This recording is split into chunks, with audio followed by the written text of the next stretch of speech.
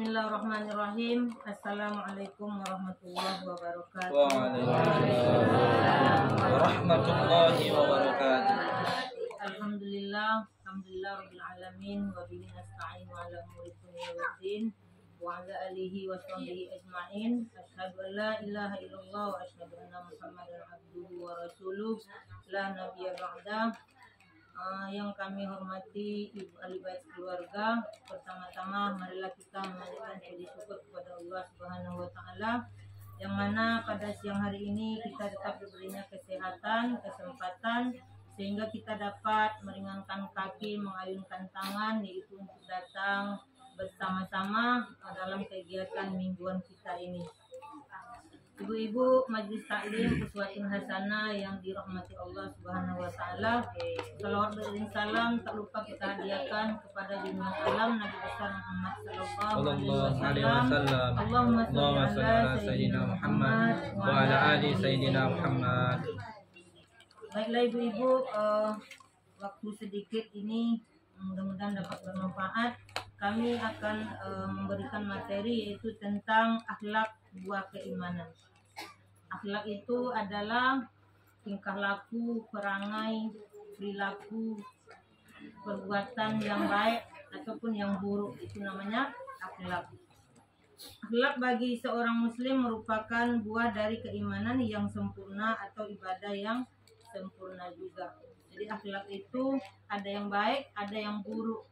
Kalau akhlaknya baik, ya berarti perangainya akan baik, perilakunya juga akan baik. Di sini ada dua akhlak. Yang pertama yaitu akhlak mulia, akhlakul karimah, yang mana akhlak baik yang memunculkan karena tabiat sifat dasar manusia maupun karena mengikuti perintah Allah dan Rasulullah Sallallahu Alaihi Wasallam. Jadi akhlak yang baik itu adalah akhlakul karimah. Yang kedua yaitu akhlak tercela, akhlakul mazmumah, yaitu akhlak yang buruk yang mana dibenci oleh Allah Subhanahu wa taala.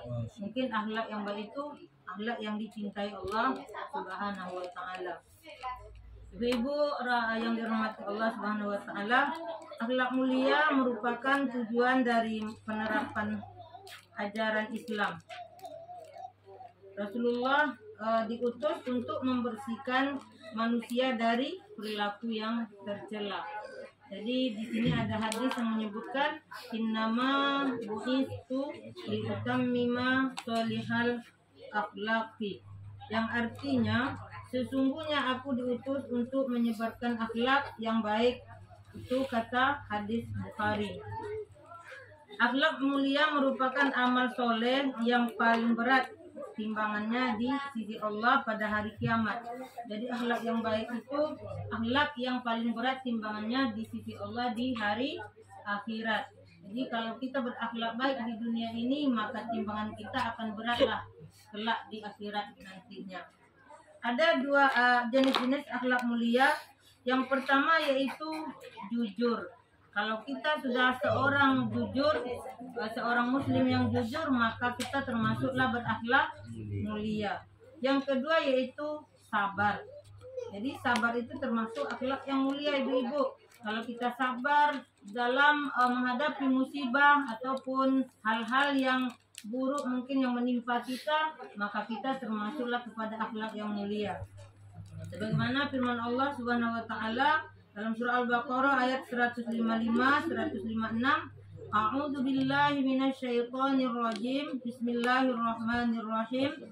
Wa wasyiris sabirina lilladzina idza asabathum musibah qalu inna lillahi wa inna ilaihi raji'un. Ulaika 'alaihim shalawatun mir rabbihim wa rahmah wa ulaika humul muhtadun.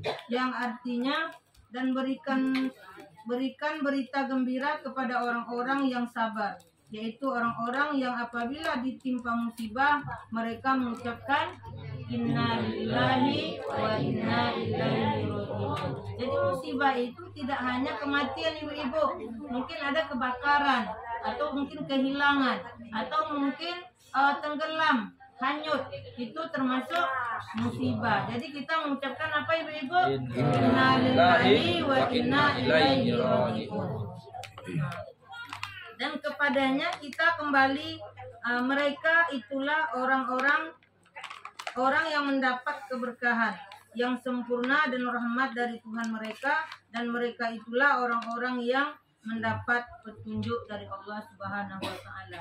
Jadi kalau kita orang muslim, kalau kita kehilangan ataupun kita kematian ataupun kita mendapat musibah kecelakaan, kita tidak ada kata lain dengan mengatakan inna lillahi wa inna ilaihi raji'un. Itu kita sudah termasuk orang yang sabar. Mungkin kita emosi ibu-ibu, tapi ucapan kita tidak ada yang sebagus itu. Jangan kita memekik, jangan kita meratap. Kita ucapkanlah dulu innalillahi wa inna ilaihi raji'un. Yang selanjutnya yaitu sifat bersyukur. Kita selalu mungkin mendapatkan rezeki, tetapi karena kecil kurang menyukuri, maka tidaklah kita bersyukur. Itu tidak termasuk akhlak mulia. Tapi kalau kita yang berakhlak mulia, maka kita akan selalu mengucapkan syukur apapun yang diberikan Allah ataupun yang diberikan orang kepada kita. Selanjutnya yaitu tawaddu, sikap rendah hati, tidak sombong. Nah, jadi sikap-sikap itu termasuk sikap orang yang berakhlak mulia. Dan juga penyayang. Kasih sayang ialah akhlak mulia yang dicontohkan Rasulullah kepada umatnya dan kepada keluarganya. Karena Rasulullah itu kepada istrinya, anaknya, dia selalu mencontohkan kepada umatnya sebagaimana dia memberikan kasih sayang yang baik, yang teladan kepada umatnya. Yang selanjutnya itu adil. Jadi adil ini bermakna menempatkan sesuatu sesuai dengan tempatnya. Mungkin kalau kita ibu-ibu ada anak 3. Kalau anak 3 lain-lain kemauannya. Tapi kita orang tua harus bisa bersikap adil. Kalau ini sukanya sambal telur, yang ini sukanya sambal ikan, yang ini sukanya sayur, mungkin kita bisa membuat adil. Hari ini mungkin kita buatkan dulu kesukaan yang ini, hari besok yang ini, atau sehari itu kita gabung. Kita buat sambal telur, cabenya terpisah, sambal ikan, cabenya terpisah. Pandailah anak itu nanti yang mengaduknya. Mungkin begitu kalau kita sebagai ibu-ibu rumah tangga. Yang selanjutnya yaitu jenis-jenis sifat tercela. Tadi sifat akhlak yang mulia, sekarang jenis sifat yang tercela. Yang tercela itu ada beberapa ibu-ibu. Mungkin ibu-ibu di sini tidak akan termasuk dengan kategori sifat yang tercela. Mudah-mudahan ya ibu-ibu ya. Di sini ada sifat sombong. Jadi kalau sombong itu tidak baik kita terapkan Bu, karena itu adalah sifat yang tercela. Sifat sombong adalah akhlak yang paling dibenci Allah Subhanahu wa taala. Jadi tidak ada gunanya kita sombong Bu, kalau kita ini hanya seorang manusia. Sedangkan malaikat saja tidak sombong, apalagi kita manusia. Jadi yang kedua yaitu kikir.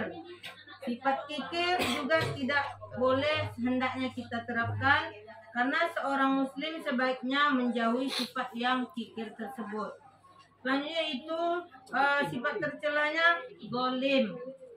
Zalim ini kalau bisa juga itu tidak ada kita terapkan di kehidupan Bu, karena Allah juga benci terhadap orang-orang yang berbuat zalim. Kalau bisa kita nih, apalagi udah tua-tua nih Bu, kita sadar lagi tidak ada sifat-sifat yang zalim tersebut, karena mungkin kita udah di pintu kubur. Jadi kita sadar bahwa kita harus menerapkan sifat yang akhlak mulia tadi. Selanjutnya sifat marah. Marah ini memang tidak bisa nampaknya kita tinggalkan ya Bu. Tapi untuk saat ini Bu, marah itu boleh, tetapi diperbolehkan dalam kemarahannya karena Allah. Mungkin anak kita itu bandel, tidak mau sholat, boleh kita marah ibu-ibu. Atau anak kita bandel, tidak mau disuruh membaca Al-Quran ataupun belajar, itu wajib kita memarahi, karena kita seorang ibu ataupun seorang ayah mungkin bagi bapaknya. karena itu kewajiban kita untuk mendidik anak. Bolehlah kita marah, tapi kalau marah-marah aja sama tetangga, Bu, dan itu tidak akan baik terjadinya.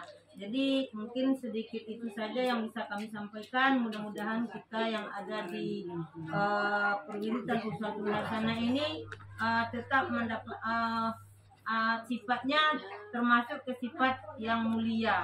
Mudah-mudahan Allah SWT memberikan pahala kepada ibu-ibu semua yang telah hadir pada siang hari ini, yang telah menjalankan silaturahmi sekaligus membaca Al-Quran dan juga sudah memperbaiki hubungan kita sesama. Jadi itu saja ibu-ibu, mudah-mudahan bermanfaat. Kami akhiri wabillahi taufiq wal hidayah. Assalamualaikum warahmatullahi wabarakatuh. Waalaikumsalam warahmatullahi wabarakatuh.